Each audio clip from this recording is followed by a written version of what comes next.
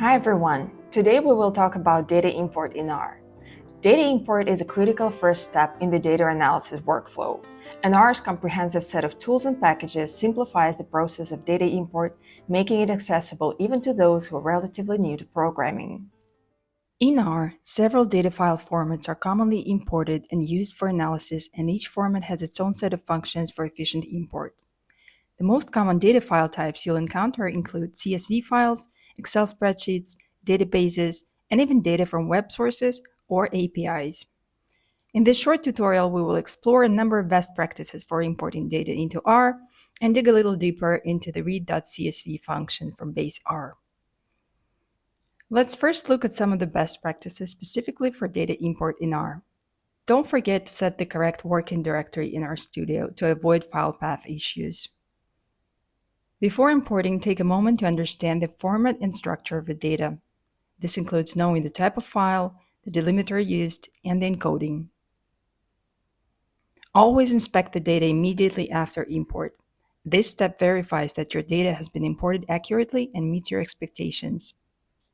Identify and address any missing values in your data. Don't forget to check that data types are correctly assigned to each column. Now I will show you how to import one of the most common file types that you will encounter, a CSV file. CSV stands for comma-separated values, and it's a widely used file format for storing tabular data as plain text.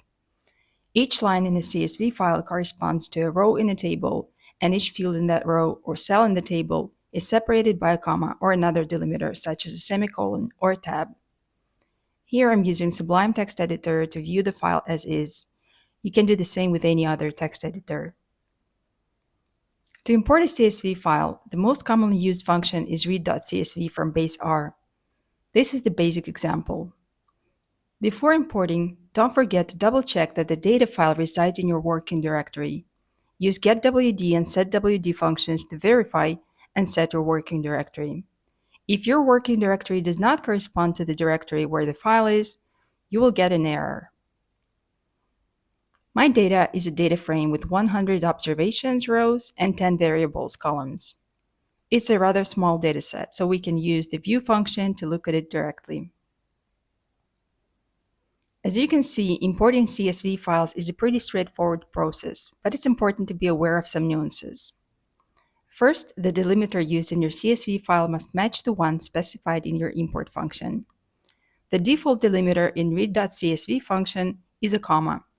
If your file has a different delimiter, such as a semicolon or a tab, you can specify this in the sep argument of the read.csv function. Let's take a look at another file as an example. It has the very same data but a different delimiter.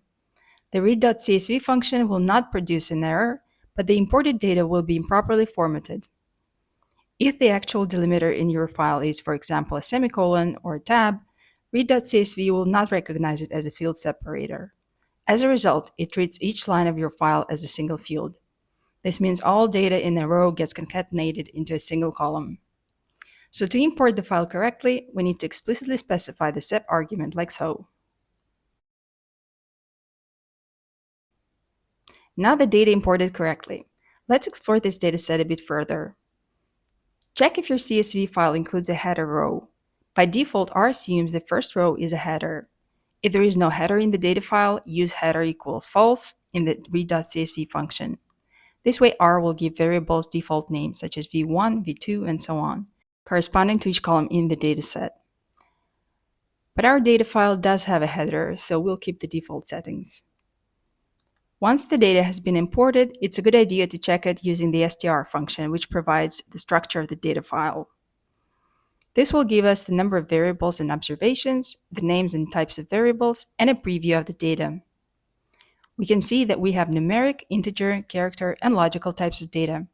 We also have dates and factor data types, which have been imported as characters. To convert these, we can use as.date and as.factor functions. And let's check the data types again. The journey doesn't end with successful data import. Post-import, you need to inspect and understand the structure of the data to confirm that it meets your analytical requirements. Remember, the accuracy and reliability of your results depend on the correctness and quality of imported data. Thanks for watching and happy coding with R.